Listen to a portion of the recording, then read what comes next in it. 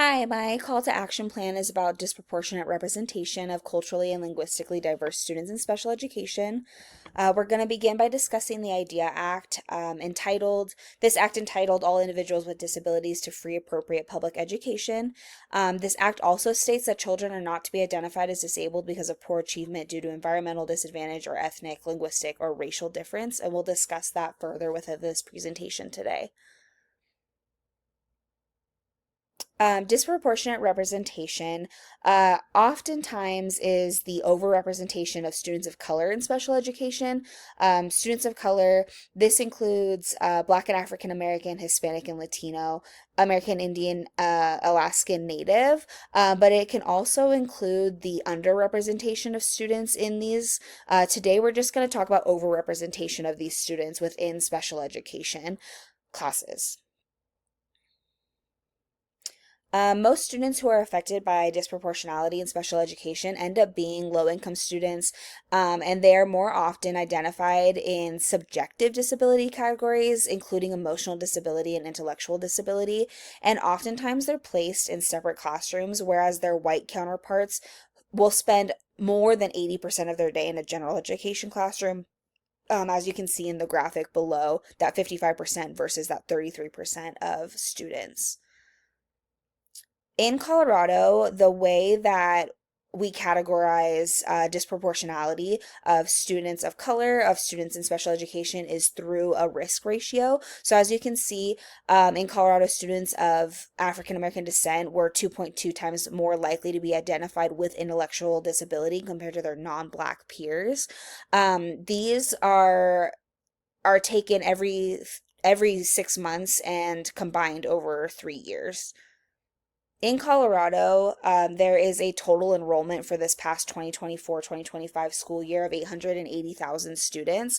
Of these, about 123,000 were English language learners, 117,000 were special education, 71,000 were gifted and talented, 29,000 immigrant, and then 2,300 migrant. Of this, the disproportionate representation of students is very overwhelming. There are varying requirements across the nation into how students are placed into special education programs. Obviously, we just discussed that Colorado uses the reasonable risk ratio, and it's calculated through race, identification or disability, placement in a general education versus a separate course, and then discipline. Whereas like a place like California uses funding. So number of students with disabilities receiving funding, number of students without disabilities receiving funding, and these are very, very different across the nation. There is a discrepancy and excuse me, there's a discrepancy between dropouts for underserved students. The overall dropout rate for Colorado is 1.9%, yet there is a 2.1% dropout rate for students with disabilities, and this rate jumps higher for English language learners at about 3.9%. A lot of these contributing factors are due to students being misidentified as needing special needs and then placed in restrictive settings or disciplined more frequently. There is another group of students that is misrepresented, and that is twice exceptional students. Twice exceptional students are students that are both gifted and talented, as well as in some sort of special education course because of a disability. There is difficulty in identifying these students, and because of that, the discrepancy is quite high of whether or not these students are placed appropriately into the classes that they need, whether that's GT or SPED.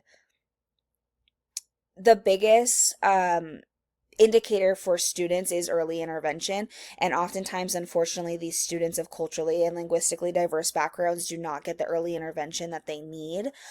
So advocacy begins with us as teachers in the classroom, seeing students and how they are reacting, not reacting, participating, not participating in class can really help these students later in their educational careers get appropriate placements.